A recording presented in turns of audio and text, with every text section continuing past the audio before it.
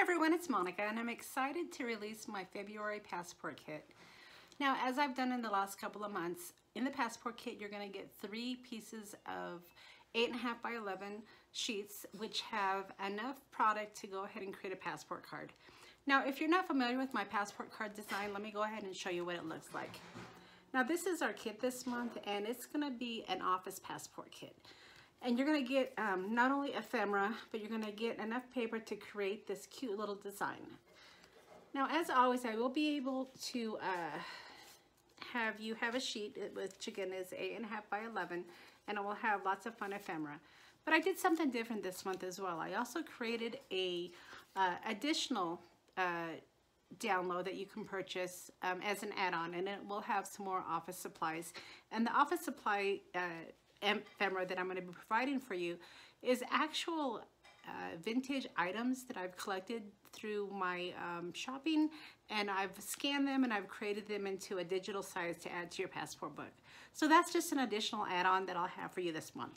One thing that I did last month that seemed to be really popular for those of you that don't actually have a printer to download some of the 8.5 by 11 sheets is I do actually offer the kit in a printable designs. So what that means is you can order the kit and then I'll print it for you on some really nice cardstock and then I'll mail it to you. Now, not only do I offer the passport kit in your printable design, but you also have an option to get a kit to create one of these cute little journal books. And again, the journal book is with my office theme kit, but in the kit you're going to get enough paper not only to create the outside, but you'll get paper to create the inside as well, which is going to have some fun journal pages. So without further ado, let's go ahead and do the demonstration on how to put a fun passport kit together, and I hope that you enjoy the release. Okay, so like I've explained, the passport card is actually a 3-page card, and you're going to get enough in the kit to create this card here that I'm showing you. Now, 2 pieces of the 8.5 by 11 sheets are the base of the card, and then the 3rd sheet is going to be all of the fun ephemera.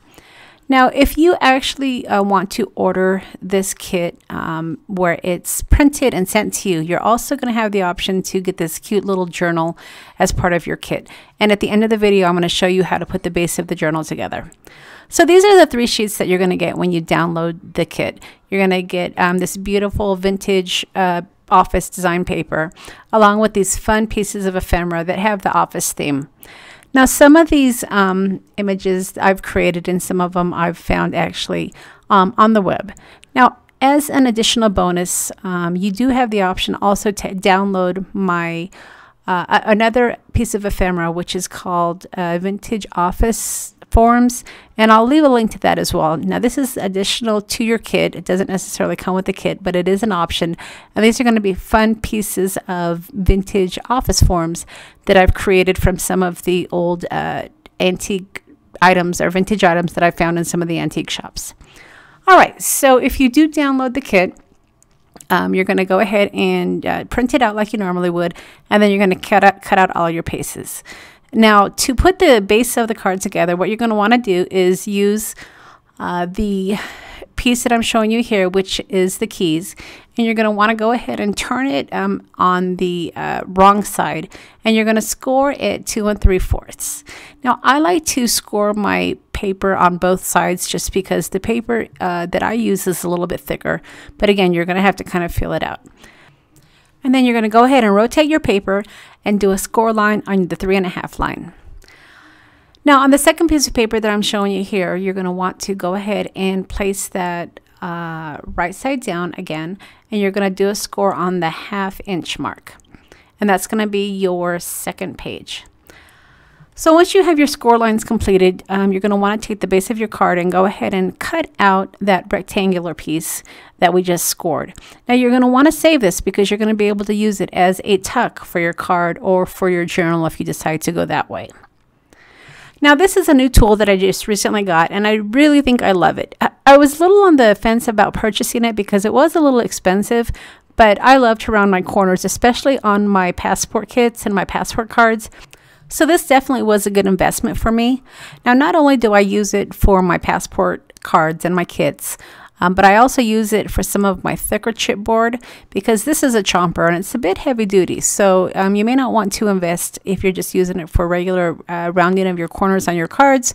But if you do like to round the corners on some of your other thicker pieces of paper, this might be a good investment for you as well.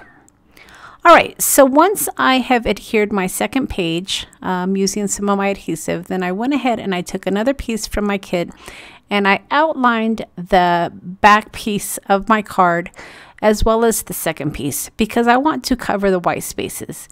Now this is completely optional. You don't have to cover the white spaces, but when I create a passport card, I like to have all of my pages covered with the decorative paper. Now typically when I'm creating this design, not using printables, I'm going to use double-sided paper, but honestly, when I cover the pages, it does make it a little bit more sturdier and a little bit more thicker, so it really is a nice feel for the card. All right, so once you have your traced marks, then you're going to want to go ahead and get out some scissors, or in my case, I have my guillotine trimmer, and you're going to want to trim just slightly in front of the line. I don't necessarily like to have my paper exactly lined up. I like to have a little bit of an edge, but just a slight edge. So just line it up just to the left of your line. And then of course I'm going to get out my handy dandy chopper and I'm going to round my corners. Now when you're outlining your paper to cut it for the back of your card, this is a good example of me not paying attention. When I actually cut out the back panel, I didn't pay attention to the top portion of my digital because I really wanted to have that top portion on the top. But this is easily fixed. So just when you are cutting out the paper, keep in mind the direction of your outline and how you're going to be cutting it because you might make the mistake and actually cut off the top part of your paper. But what I ended up doing is I went ahead and I just continued on and I adhered the back portion to the back part of my card, and then I took the top portion, which was the header part of the actual ledger, and I just cut it out and I'm going to be adding it to the top. So it really wasn't that big of a deal. Now one thing I also like to do is I do like to add some walnut stain to the edges. When you print out this paper, you're going to find that it has that vintage grunge already to it, but I do like to add my walnut stain just to add a little bit more color and make it look a little bit more vintage. Now ordinarily I like to add my pocket before I adhere the back panel, but I guess I got a little bit ambitious. But it's really not that big of a deal. What you're going to want to do is just cut out a piece of paper, and typically my pocket is about 2 inches deep, and then you're going to go ahead and adhere it. Now when you are adhering your pocket, be careful and make sure that you don't add any of your adhesive to the top portion of your pocket. I've done that a few times, so it isn't fun trying to pull that pocket off. So just make sure when you are adding your adhesive that you only add the adhesive to the left and the right side and the bottom. And I typically like to use adhesive that has some good strength. I like to use that red line adhesive because again, it's a pocket and you're going to be adding ephemera and pulling it out. So you just want to make sure that it's really sturdy, and by having the use of the pocket, it's not going to make it come up. Now keep in mind, this is only one example of a design that you could put together. This passport kit is your design. All I'm doing is providing you the necessary paperwork to put it together. But you don't necessarily have to use this design. So if you want to have the pocket in a different color, if you want to add your own paper to the kit, anything that you want to do, you can simply add to the kit or change around the design. This is just an example of what I put together. And like I said in the intro, I did create an add-on download that you can easily purchase for an additional price, but it gives you several more forms to add to your passport kit. Now these forms are actual reproductions of vintage forms. These are ones that I've purchased in some antique shops, or maybe I've purchased them online. And what I do is I scan them and then I create smaller digital images of them to add to my kits. Now some of the items I've actually changed up a bit, so I may have added some texture or some more grunge to it just to make it look a little bit older, but they're really fun add-ons, so I'll definitely leave a link for you to check those out as well. Okay, so like I said, I wanted to go ahead and include that top part of my vintage ledger. So instead of actually just gluing it down, I decided to create a little tuck with it, and I added some adhesive just to the top part so I can stick items underneath it. So once I had fixed my error, I went ahead and I started working on the inside portion of the second page.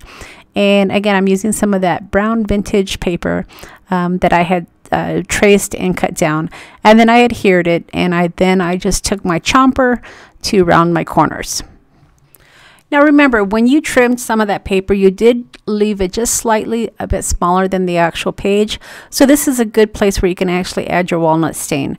So if you don't like to have that little bit of white showing, the walnut stain does a good job of adding that vintage look towards your card.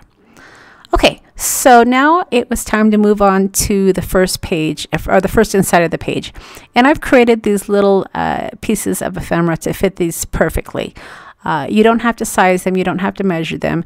You just have to go ahead and adhere it. And then you might have a little bit of a trim that you need to take care of.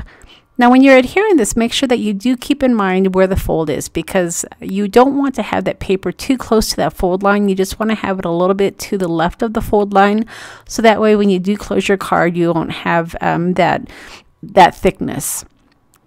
All right, now it's time to decorate the outside of your card. Now you have a lot of options for this. You have pieces of ephemera that you can choose to decorate it with. Even if you had some metal keys, that would be really cute, or just pieces of Idea-ology would match this really nicely. But I'm using one of my pieces of ephemera, and this is sized nicely to go ahead and add it to the top part of your card. And I chose to use some foam tape because I wanted to have it lift up just a bit. And then once you have the base of your card together, you can easily add more pieces of ephemera to decorate the inside.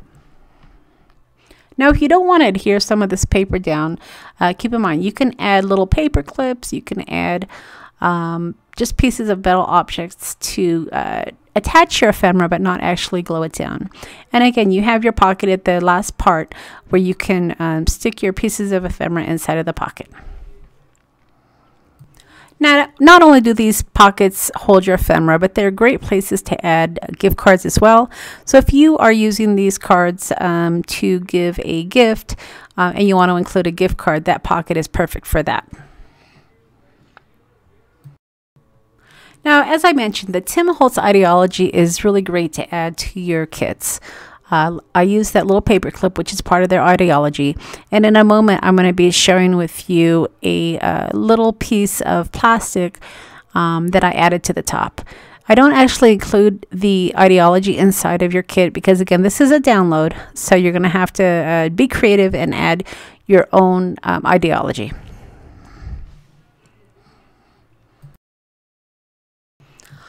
All right, and as I mentioned, for those of you that don't have a printer or just choose not to work with digital images, I do also offer in my Etsy shop the opportunity to purchase this kit already printed. Now, for the printed kit, not only will you get enough paper to create this cute little card, but you're also going to have the option to include in it the items to create the journal. So I'll leave links to those as well. But if you do decide to go with the download, you can easily download this kit over and over again and change it up every single time. That's what I really like about these little kits, is you don't necessarily have to have them looking the same way every single time. You can add some of your own piece of Idea-ology, kind of mix and match the paper, and create a different design every single time. And honestly, I just love the little ephemera. I think it is just so cute. All right, so what I thought I would do for you on this video is also show you how to put together the base of that journal. Some of you are, of course, buying the kit already printed, and you're going to get pieces to create the journal. So if you've never created one of my little passport journals before, this is going to show you how to put together the base. And then there are some other videos out there on my YouTube channel that show you how to create a passport journal from beginning to end. But this is just a quick tutorial on how to put the base together. All right, so if you do order the kit that has the product to create the passport book, what you're going to get is those black pieces of cardboard that are going to be the base of your book. And then you're going to also get this 8.5 by 11 sheet that has 2 different designs, and these are going to be for the front and the inside panel. So what I'll do is, or what you're going to want to do actually, is go ahead and cut these out, and then you're going to want to go ahead and line up one of your panels on your book. Now, if you're more comfortable about completely trimming off the white portion, then you can definitely do that. But knowing that I'm going to be trimming part of that off, I just kind of leave it, and then I just pay attention to the way that I line it up. And then I like to use this red line tape because it's really strong, but you just want to make sure that you use a really strong adhesive. I don't typically like to use a liquid glue because I don't like the bubbles that it forms. So I'll use either my adhesive from my ATG gun, or this red line adhesive as well. Now, I do want to caution you that this red line adhesive is very strong. So once the paper does attach itself to it, it's going to be really difficult to remove it. So you just want to make sure that you are very careful when you are lining up your paper, and make sure that it is the way that you want it, and that you have made sure that you've left enough room to not include that white border. And you're going to have enough room where you don't have to go exactly to the edge, but typically I will, because I can line it up pretty well. But if you're not exactly comfortable with eyeballing it, you do have enough room to move it a little bit off of the edge, and then you can just trim around that black cardboard. Now, after you adhere the first piece of paper, if you are working with paper that does have a design, you're going to want to make sure that you pay attention to the way that your design is going. You don't want it to be upside down, because obviously it would be wrong. Fortunately for this book, your inside portion doesn't have a design, so you'd be fine with it going either direction. But if you are creating these and there is some sort of design that requires it to go a certain way, you just want to make sure you pay attention to that. And then again, you're going to come in with a piercing tool and remove some of that adhesive. Now, for your journal, I did provide in the kit some ribbons, so that way you can close your journal. So this is another thing that you want to be very careful of, to make sure that when you are adding your ribbon, that you do pay attention to what side the ribbon goes on. For your panels, you're going to be not only adding the paper to the outside, but also to the inside. So you want to make sure that when you do close the journal, that the ribbon is on the correct side for tying. Now, for this particular one, I am working on the front panel, so my ribbon went on the right side. But then when you're working on the left panel, you just want to make sure that your ribbon is positioned in the right place. All right, so once you have both sides covered, then it's time to put your journal together. Now, here's my chomper again. I love this chomper, and this is what I was talking about with being able to use it for thicker cardstock or thicker chipboard. This works really well with my thick cardboard that I use for my journals. If this is something that you're going to be doing regularly, this is a really good tool to invest in. All right, so with both panels covered, it's time to go ahead and put the hinge on the back. Now, when you get this piece, you may have to score it just to make sure that it is going to bend easily. The score lines are there, but I like to go in and score it just a little bit more, so that way when I do bend it, that it will bend easily and not crack. And then again, I'm taking my red line adhesive and I'm adding it to the inside right and left part of my hinge. And then it's just a matter of attaching it to your right and your left panel. So hopefully you're as excited about the February kit release as I am. I really love this design. I am a vintage girl at heart, and I just love the vintage office theme. So as always, I'll leave a list of all the products that I've used to create this kit, along with the links to the stores. I will have a link for you to my Etsy shop where you can download this kit, or if you prefer, you can also order a kit that's already printed out for you, and I will put it in the mail. If you've enjoyed this video, don't forget to leave me a thumbs up, and I would sure love it if you help pass the word for my passport kits, so share my link. I also have some kits from prior releases, so be sure to check those out as well. And my goal is to be able to release a new kit a month. So if you haven't subscribed to my channel yet, don't forget to hit that subscribe button so that way you will be notified of all of my future releases. All right, everybody, thanks so much for stopping by, and we'll see you again next time.